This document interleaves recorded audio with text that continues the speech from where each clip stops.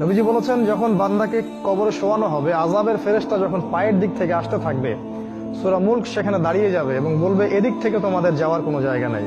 কবরের আযাব থেকে আপনাকে ইনশাআল্লাহ সূরা মুলক বাঁচাতে পারবে। আজকে আমরা ইশা সালাতে যে সূরাটা পড়েছি, প্রথম রাকাতে এই সূরার কথা বলছি, তাবারাকাল্লাযী বিয়াদিহিল মুলক ওয়া হুয়া আলা কুল্লি শাইইন কাদির। অর্থ সহ পড়লেই বুঝতে পারবেন কেন এই সূরা আপনাকে কবরের আযাব থেকে বাঁচাবে ইনশাআল্লাহ।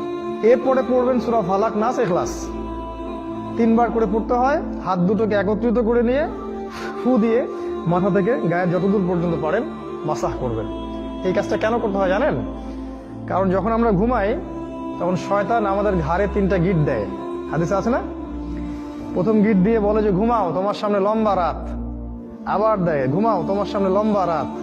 ঘুমাও, তোমার সামনে লম্বা রাত। এই যে 3 বার আপনি গাটাকে মাসাহ করলেন, ঘুম থেকে ওঠার সময় আপনার মধ্যে কোনো অলসতা কাজ করবে না। ওই গিট কেটে যাবে ইনশাআল্লাহ এই সূরার বরকতে। এই জন্য এটাও 3 বার, কারণ শয়তানের গিটও 3 বার।